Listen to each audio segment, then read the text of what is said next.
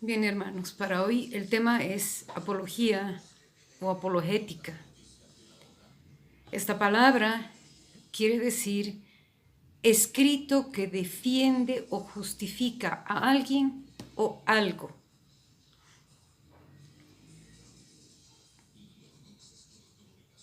Para nosotros, la apología es la defensa de la fe. Tenemos que aprender a defender nuestra fe. Como católicos, cristianos católicos que somos, muchas veces somos atacados por las otras iglesias cristianas y mucho más por otras iglesias además, pero tenemos que aprender a defendernos, tenemos que aprender a decir por qué nuestra fe es como es. Y para eso vamos a basarnos totalmente en las Escrituras. Existe una sola Biblia para judíos y para cristianos, católicos y no católicos. Es una sola Biblia. Pero son muchas confesiones cristianas y todas toman la Biblia, algunas literalmente, otras escarban las cosas para poder acusarnos, para poder acusar a la Iglesia Católica, y eso duele. Entonces tenemos que aprender a ser fuertes y a saber defender nuestra fe. Nadie se convierte por la apología. Nadie. Por defender mi fe yo no voy a convencer a nadie, pero sí se convierten por la razón. La apología y la razón preparan el camino para la fe. Lo que nosotros presentamos es la experiencia de Dios en el amor y el testimonio, y eso es lo que convence a las personas. El vernos a nosotros como un ejemplo del amor de Dios y con un testimonio de vida que pueda demostrar que somos distintos por ser del Señor. Eso es lo importante, no la defensa de la fe, pero sí tenemos que estar preparados. Y vamos a empezar viendo poco a poco diferentes citas que nos van a ayudar en esto. En el Antiguo Testamento, que era solamente para la religión judía, la religión a la que Jesús pertenecía, habían tantos problemas y ya habían muchas divisiones y muchas sectas. Desde entonces estaban los fariseos, para los que solo la observancia de la ley era lo importante. Esa observancia de la ley era la que les iba a dar la salvación. Dominaban el tema de la ley. Y es por eso que en muchos lugares de los evangelios vemos cómo ellos querían tentar a Jesús, querían hacerle caer. Un ejemplo, cuando le muestran una moneda y les dicen, dinos, ¿es justo, es correcto pagar los impuestos? Queriendo tentar a Jesús para hacerlo caer, para hacer que él diga algo con lo que puedan acusarlo. Esos eran los fariseos. Y hasta ahora el término fariseo se usa como hipócrita, ¿no? Pero bueno, también estaban los saduceos. Los saduceos eran aquellos que no aceptaban la resurrección de los muertos. Filosofaban. Eso era todo. También estaban los celotes. Los celotes eran políticos. Eran aquellos que querían que Jesús se proclamara rey. Y eran los que alrededor del año 60, 66, ya de nuestra era, decían que solo una guerra contra los romanos podía salvarlos. Y es por eso que veían a Jesús no como el Mesías Salvador por Dios, sino el Mesías que debería ser ese rey, luchador, guerrero, que los libere de los romanos. También estaban los esenios. Los esenios eran aquellos que temían contaminarse. Ellos vivían en la ciudad, pero como temían contaminarse por el pecado, terminaron separándose de las ciudades y yéndose a vivir a las montañas, aislados del mundo. Juan Bautista era uno de los esenios. Juan Bautista pertenecía a la secta de los esenios.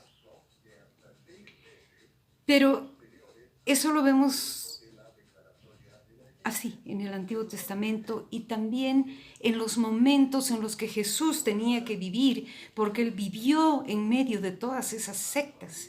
Entonces, ¿cuál era la voluntad de Dios?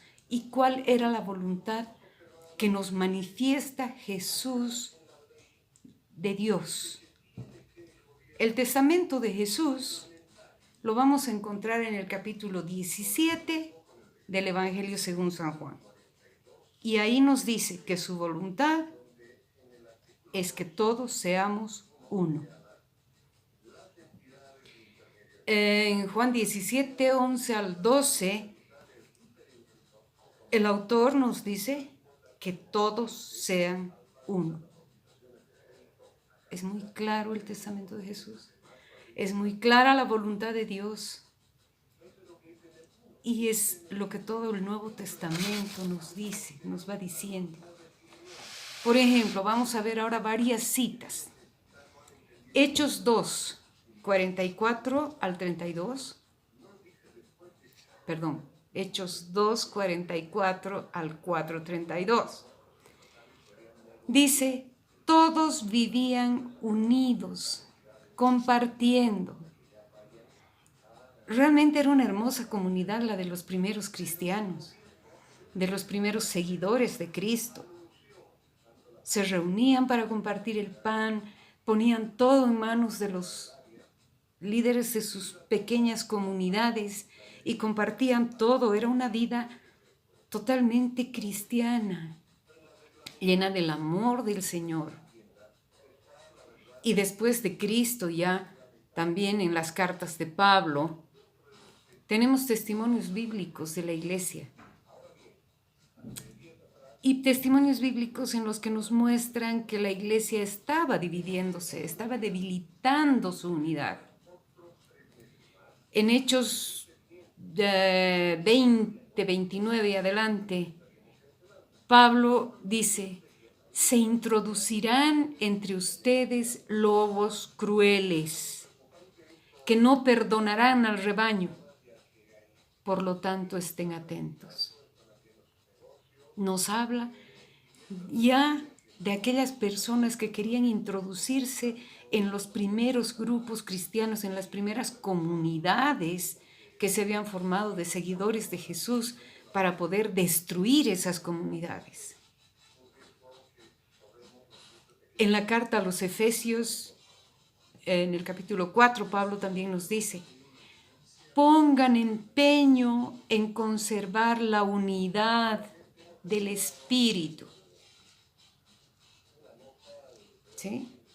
Una vez más vemos que Pablo está manifestando lo que Dios quería, que seamos uno, como hemos visto en el testimonio del Señor. En Juan 14, 26 y en Juan 16, Jesús nos dice que es el Espíritu Santo el que guiará a la iglesia. Y si por el bautismo y la confirmación todos recibimos el Espíritu Santo, todos somos sacerdotes encargados de proclamar el querigma. Jesús muerto y resucitado. Pero son pocos laicos los que reciben la consagración o la santificación para ejercer un ministerio. Y al ser consagrados, se convierten en sacerdotes del Señor. El momento de la consagración son sacramentos de Cristo, porque es Cristo el que se incorpora en ellos cuando el sacerdote pone las manos sobre el pan y el vino para consagrarlos. Y es obligación de nuestros sacerdotes el ser ejemplo de su pueblo. En Romanos 2:17 y también en la primera carta de Pedro. Bueno, primero veamos en Romanos. Pablo recrimina las actitudes de los malos sacerdotes, refiriéndose a los judíos, ¿no? Todavía no había sacerdotes cristianos católicos, pero refiriéndose a los sacerdotes judíos, los recrimina. Y Pedro en su carta nos dice cómo debe actuar un sacerdote. Ser el ejemplo para su pueblo, ¿no? Ahora, entre otras citas que nos ayudan para defender nuestra fe está la del bautismo de los niños. A excepción hecha de la iglesia anglicana, que también bautiza a los niños, las otras iglesias cristianas protestantes o estas que han salido de las iglesias protestantes y que se llaman cristianas evangélicas, rechazan el bautismo de los niños, porque para ellos, para todos los protestantes y hermanos separados, la fe es importante, la fe es la única condición que piden para el bautismo. Entonces se basan en eso para decir que los niños no pueden ser bautizados porque no pueden mostrar su fe, no pueden declarar su fe, ¿sí? No tienen conciencia de fe. Pero para nosotros, los católicos, el bautismo de los niños es muy importante. Y nos basamos, entre otras citas, en la de Mateo 10:14, que dice, Jesús dice, dejen a los niños que vengan a mí. Pero no solo eso, sino también que nos basamos en Hechos 16:33 y también en Hechos 16:15. En ambas citas son ejemplo del bautismo de los niños para nosotros, porque en la primera dice, Lidia y los de su casa fueron bautizados, o recibieron el bautismo. Y en la otra dice, el carcelero y todos los suyos recibieron el bautismo. Estamos hablando de familias completas que recibieron el bautismo. Y en una familia completa tienen que haber niños. Y también ellos recibieron el bautismo. Seguramente que en ambos casos también los niños fueron bautizados, ¿no?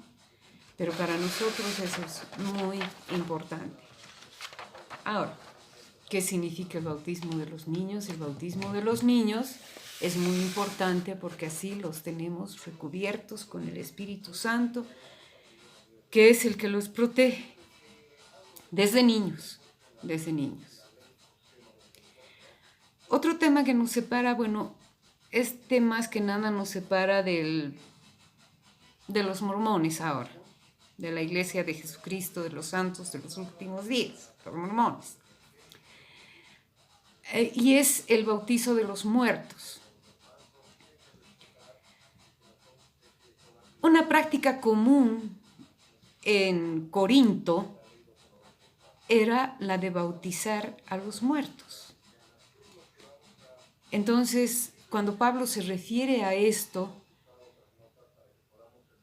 les dice que ya no deberían hacerlo, ¿sí?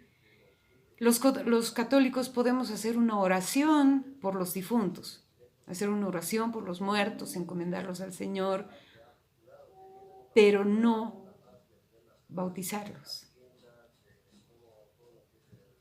Podemos hacer una oración incluso por personas que no hubieran sido bautizadas.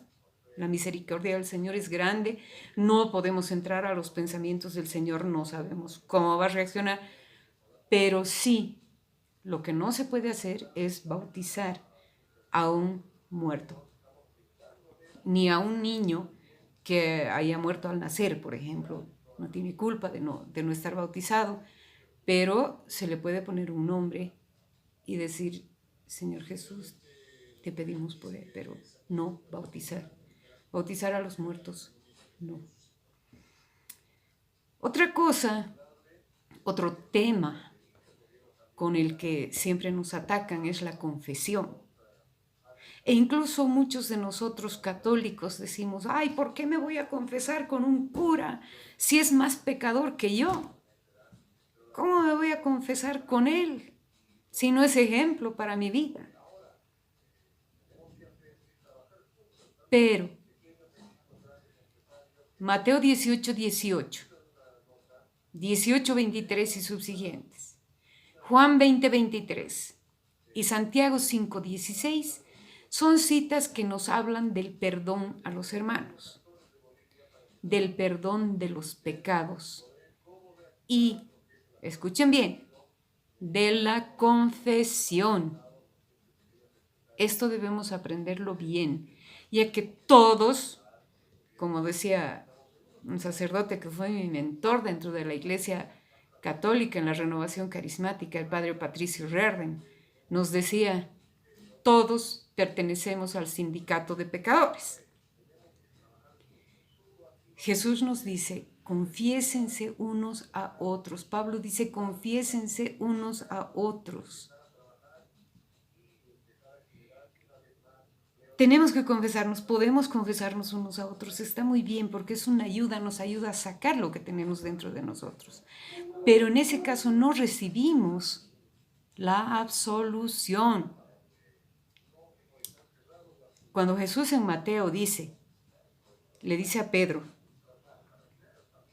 todo lo que ates en la tierra será atado en el cielo, y todo lo que desates en la tierra será desatado en el cielo. Nos está mostrando que da Jesús el poder de darnos la absolución de los pecados cuando confesamos nuestros pecados en oración, en fe, a un sacerdote. Es muy importante la confesión. Ahora, otro tema que también nos separa es la fe y las obras. Los hermanos separados, parece que estaría hablando bien de los hermanos separados, que estoy dando charlas sobre ellos, pero no es así. Los hermanos separados dicen que solamente la fe es suficiente para salvarte. Si tienes fe, si crees en Dios, pero haces macanas, igual estás salvado para ellos. Pero para nosotros, y eso está en Romanos, ¿no? Romanos 3, 20, sí. Es la justificación por la fe y no por las obras. La fe es suficiente. Y Pablo escribe este pedacito en el que dice que solo la fe es necesaria, porque la comunidad romana a quien estaba dirigida la carta era engreída y quería comprar el favor de Dios con sus obras. Y por eso Pablo les dice, no, las obras no son suficientes, con las obras no van a conseguir el favor de Dios, con sus obras no van a mover la mano de Dios, necesitan tener fe. Y los hermanos separados toman esto y sostienen que solo la fe es necesaria para la justificación. ¿Sí? Pero para nosotros católicos tenemos lo que dice Santiago. Santiago en el capítulo 2, es una de las cartas pastorales, dice, la fe y las obras nos justifican.